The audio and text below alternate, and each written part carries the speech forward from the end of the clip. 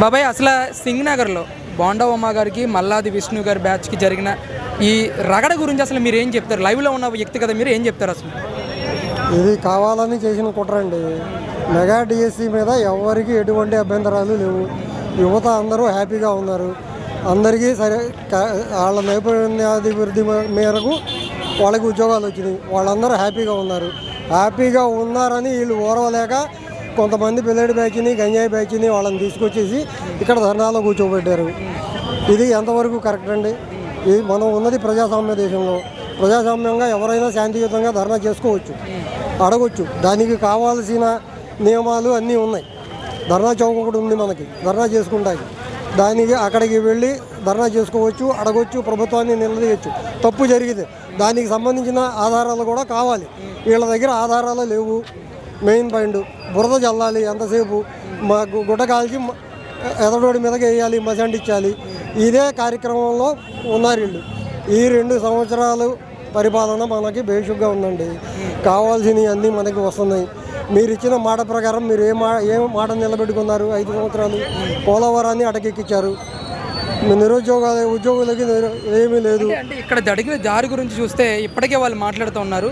మేము శాంతియుతంగా నిరసన వ్యక్తం చేస్తూ ఉంటే మా మీద అనాధికారికంగా ఎమ్మెల్యే బోండా అనుచరులతో వచ్చి దాడి చేశారు కొడుకుట్లతో అని చెప్పేసి మాట్లాడుతున్నారు. ఏం చెప్తారు అసలు దీని గురించి? ఇది వాస్తవం కాదండి. మీరు ఉన్నారు, మీడియా సోదరులు ఉన్నారు, వాళ్ళందరి కెమెరాలకి చిక్కుంటాయి. మీరు చూసుంటారు. వాళ్ళకి కార్యకర్తలు లేరు, వాళ్ళకి కార్యకర్తలు రాలేదు. కొంతమంది చెప్పకూడదు వాళ్ళని తీసుకొచ్చి మందు బాటిల్స్ ఇవన్నీ తీసుకొచ్చి కూర్చోవాల్సిన పనే ఉందండి. ఇది ధర్నా చేసే ప్రాంతం కాదు కదా. ఇది పబ్లిక్ తిరిగే రోడ్డు, నిత్యం ట్రాఫిక్గా ఉంటుంది. ఇక్కడ ఈ ట్రాఫిక్ ఏరియాలో వచ్చేసి ఇక్కడ కూర్చోవాల్సిన పని అండి. ధర్నా చౌక్ అనేది ఒకటి నిర్ణయించి ఉంది ప్రభుత్వం. దాంట్లోకి వెళ్ళి మీరు నిరసన చేయండి. దానికి వద్దనట్లేదు ఎవరు. ప్రజాస్వామ్యయుతంగా ఏ పార్టీ అయినా ఎవరైనా అడిగే హక్కు ఉంది, నిలదీసే హక్కు ఉంది. తప్పు జరిగితే మీరు ఆ తప్పుని నిరూపించే దమ్ము ఉండాలి.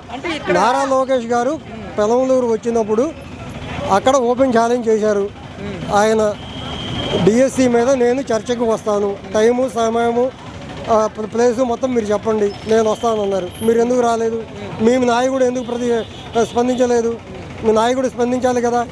మీ నాయకుడు నిజంగా మంచి చేసి ఉంటే, ఇందులో అవకాశాలు జరిగి ఉంటే ఆధారాలతో సహా నేను ముందుకు వస్తానని చెప్పాలి కదా. అంటే ఇక్కడ రాష్ట్ర వ్యాప్తంగా ఏపీ జెన్జీ అని ఎవరైతే యూత్ ఉన్నారో వాళ్ళే ఈరోజు నారా లోకేష్ రాజీనామా చేయాలని డిమాండ్ చేస్తూ ఉన్నారు. వాళ్ళకి మేము సపోర్ట్ ఇస్తున్నాం తప్ప మేము చేయట్లేదని చెప్పేసి వైసీపీ ఆరోపిస్తుంది. ఎక్కడున్నారండి జెన్జీ? ఎక్కడ చూపించండి మీరు. సరే జెన్జీ ఉన్నారంటున్నారు, ఎవరి ఒకళ్ళన్నా చూపించండి. మేము వచ్చాము నిరసన తెలియజేయటం, కానీ ఎవరన్నా మాట్లాడారా మీతో? ఎవరు మాట్లాడలేదు కదా. ఇది వాస్తవం కదా. దానికి ఇంకా వాళ్ళు ఎవరినో జంజీ అని చెప్పి తీసుకొచ్చి కూర్చోబెట్టి, వాళ్ళు జంజీ కాదండి, అది గంజాయి అండి. అది జంజీ కాదు, అది గంజాయి. అది వాళ్ళని తీసుకొచ్చి కూర్చోబెట్టి చేస్తే ఎలాగండి అది? ఇది నిరసన చేసే ప్లేస్ కాదు కదా. ముందు ట్రాఫిక్ నిత్యం రద్దీగా ఉంటుంది ఈ రోడ్డు. అటు నుంచి ఇటు నుంచి వెళ్ళే వాహనాలు, పనులకు వెళ్ళేవాళ్ళు, ఉద్యోగాలకు వెళ్ళేవాళ్ళు, కాలేజీకి వెళ్ళేవాళ్ళు, స్కూల్కి వెళ్ళేవాళ్ళు, కొన్ని వేల మంది లక్షల మంది ఇటు నుంచి ప్రయాణం చేస్తారు, అటు నుంచి ఇటు నుంచి. ఈ ప్లేస్ మీరు ఎలా ఎందుకుంటారు? మీరు పర్మిషన్ మీకు ఇవ్వలేదు. ఇవ్వనప్పుడు మీరు ఎలా కూర్చుంటారు వచ్చి? అది తప్పు కదా. అంటే అనాధికారికంగా వచ్చి ఇక్కడ టెంట్ వేసి నిరసన వ్యక్తం చేస్తూ ఉన్నారా వైసీపీ వాళ్ళు? అంతే కదా. అనాధికారికంగా వచ్చారు కాబట్టి మేము వచ్చాం. వాళ్ళు అధికారికంగా అక్కడ కూర్చుని ఉంటే దానికి మేము సమాధానం చెప్పేవాళ్ళం వేరేగా. అంతేగాని అనధికారమే కదా ఇది. ఈ ప్లేస్ ఇది కాదు కదా, మీకు తెలియంది కాదు కదా. అది ఈ ప్లేస్ ధర్నా చేసే ప్లేస్ కాదు కదా. ఈ బస్ స్టాప్ ఇది, బస్సులు వచ్చి నిత్యంగా నిలబడే ప్లేస్ ఇది. కొన్ని వేల మంది నిత్యంగా నడిచే రోడ్డు ఇది. ఇప్పటికే ట్రాఫిక్ ఇబ్బంది అయిపోయి దీనికి ప్రత్యామ్నాయ మార్గాలు ఎదుగుతున్నారు మా ఎమ్మెల్యే గారు. ఉంది ట్రాఫిక్ నిరంతరం ఎప్పుడు ఉంటుంది.